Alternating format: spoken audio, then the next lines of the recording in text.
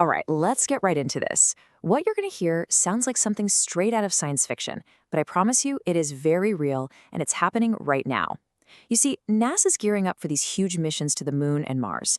And to pull it off safely, they're sending astronauts into deep space with a tiny piece of themselves, a kind of biological avatar. Just picture this for a second. You've got an astronaut hurtling towards the moon, and they're holding a device that's no bigger than your average thumb drive. But here's the wild part. Inside that tiny chip are living, functioning cells taken from their very own body. It's a miniature model of one of their organs. So, yeah, that brings us to the big question, right? Why on earth would you do that?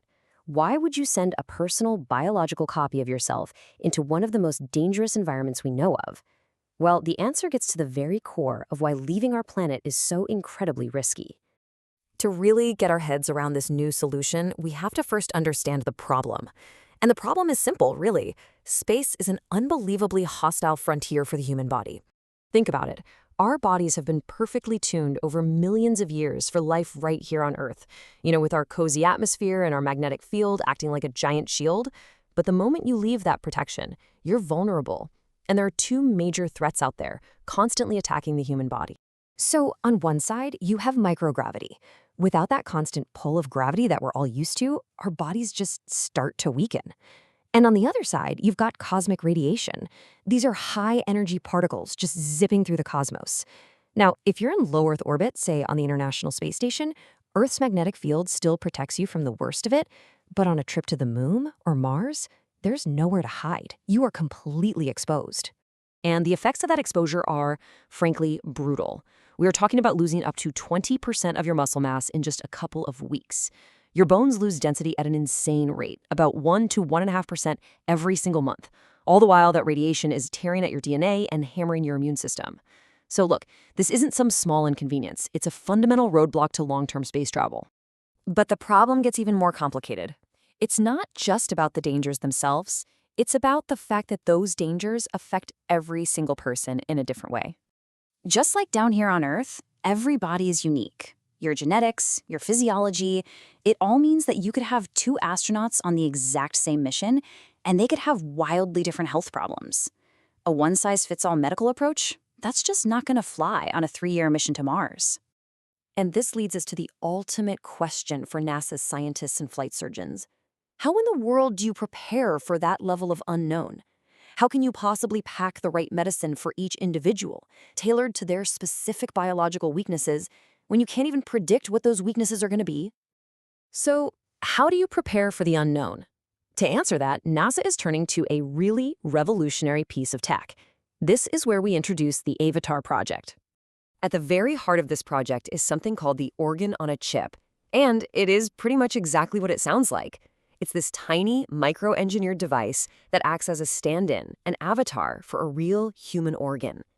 It can be made to beat like a heart, or breathe like a lung, or, in this case, function just like bone marrow. I mean, just look at this. On the left, you can see the physical chip itself. You could hold it right between your fingers. And on the right, you see the brilliant idea behind it. These tiny microfluidic channels where different types of cells are organized to mimic the complex 3D structure of an actual organ. It really is a perfect fusion of biology and engineering. And the way they build these things is just fascinating. It all starts with living human cells, of course. Those cells are then carefully seeded into a single chip to model one organ. But, and this is the incredible part that illustrates the ultimate goal, you can link multiple different organ chips together. So you can link, say, a lung, a liver, and a heart to create what's called a body on a chip that can actually show how these different systems interact with each other. And this technology isn't just some cool concept stuck in a lab. Oh no. It is about to fly on one of the most important space missions of our generation. So on the upcoming Artemis II mission, which remember is the first time humans will fly to the moon in over 50 years, the 4 astronauts on board are going to be carrying these organ chips. And here's the kicker. The chips will contain cells taken directly from their own bodies. This is the first time personalized organ chips are going to fly beyond the protection of low Earth orbit. So of all the organs they could have chosen, why bone marrow for this first big deep space test? Well, because it's the perfect canary in the coal mine. It is the factory for our entire immune system. It makes all of our red and white blood cells. And, critically, it happens to be one of the parts of the body that's most sensitive to both space radiation and microgravity. If there's damage happening, it's going to show up here first. Now, to make this a legitimate scientific experiment, you need a control group. It's absolutely essential. So for every single chip that flies into space with the crew, an identical twin chip with the exact same astronaut cells stays right here on Earth. This ground control is the scientific baseline. It allows researchers to know with certainty that any changes they see in the space-flown chips are because of deep space and not some other factor. So once that Orion capsule splashes down back on Earth, that's when the real work begins. Scientists are going to use this incredibly powerful tool called single-cell RNA sequencing. It basically lets them zoom in and read the genetic activity of individual cells to see exactly how their genes have been turned on or off. It's going to give us the most detailed picture we've ever had of what deep space does to human blood cells. And what they find isn't just going to help the next people who walk on the moon or Mars. The impact from this single experiment could be felt right here by all of us at home. And here it is. This is the big payoff. For astronauts, this means we can finally move toward truly personalized space medicine. We can create medical kits that are tailored to each person's specific risks. But for us here on Earth, the potential is just as huge. Imagine testing a new, powerful cancer therapy on a chip containing your cells before you ever have to take the drug. It could completely change how we develop new medicines, making them safer and way more effective for everyone.